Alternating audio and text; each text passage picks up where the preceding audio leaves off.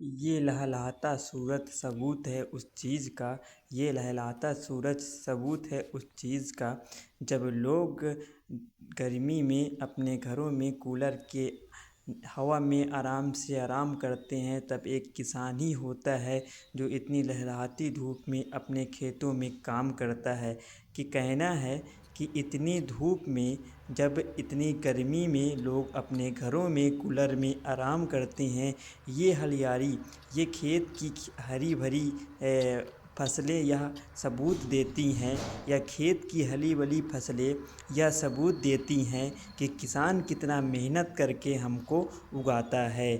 कहना है कि जब लोग सोते हैं दोपहर में अपने घर में, जब एक किसान होता है जो अपने खेतों में काम करता है और हम तक हमारी ज़रूरतें की सब्जियों को पहुंचाता है, तो किसान एक ऐसा इंसान है जो कितनी भी धूप हो, गर्मी हो, ठंड हो, बरसात हो, उससे मौसम से मतलब नहीं होता है। वह अपने काम से मतलब रखता है, वह अपने काम से मतलब रखता है। आज हम इतने आराम से अपने घर में आराम करते हैं, क्या हमको पता होता है कि जो सब्जियां हम खाते हैं उतनी गर्मियों में कितनी मेहनत से एक किसान उगाता है जब हम तक पहुंचती है। और हम कहते हैं भाई साहब यह बहुत महंगी है, आप इसको 5 रुपये कम लगा लो। क्या कभी हमने यह सोचा कि एक किसान या सब्जियों को उगाने में कितने अपने पसीनों को बहाया होगा, तब ऐसी सब्जियों को वह उगा पाया होगा। कि हम कह देते हैं भाई कि या तो घर की सब्जी है, या तो घर की सब्जी है, बट अगर हम यह सोचें कि घर में भी मेहनत से उगाई जाती है, तो शायद हमको इनकी मेहनत का पता चलता। शायद हमको इनकी मेहनत का पता चलता कि धूप हो या बरसात, या ठंड हो या गर्मी, उससे मतलब नहीं होता। इनको अपने काम से मतलब होता है, इनको अपने काम से मतलब होता है। तो दोस्तों, मैं आज आपको एक किसान की रियल लाइफ को दिखाना चाहता हूँ कि इतनी ख़राब मौसम में, इतनी लहलहाती धूप में वह कैसे मेहनत करते हैं।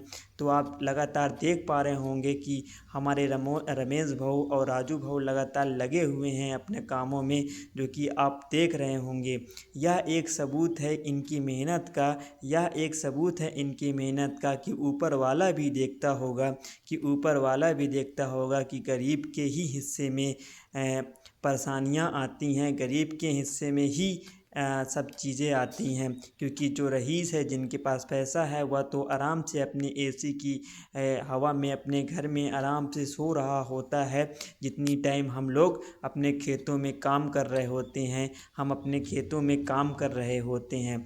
इतनी हालत ख़राब है, इतनी हालत ख़राब है कि सूर्य मामा इतना परेशान कर रहा है। इसके बाद देख सकते हैं कि सांस लेने में प्रॉब्लम है। इसके बाद वह टूटता नहीं, वह रुकता नहीं, अपने कामों में लगा रहता है। तब जाकर इतनी अच्छी फसलें इतनी धूप में तैयार होती हैं। ऐसी धूप में जब एक इंसान सूख जाए, ऐसी धूप में जब एक इंसान सूख जाए, उसमें फसल को हरा भरा करना, यह एक बड़ी बात होती है। यह एक बड़ी बात होती है, यह एक किसान ही कर सकता है, यह एक किसान ही कर सकता है। हे सूरज भगवान, हे सूरज भगवान, तुम गरीब को ही क्यों सताते हो? और रईस तो गरीब को सताते हैं, साथ में भगवान भी सताते हैं।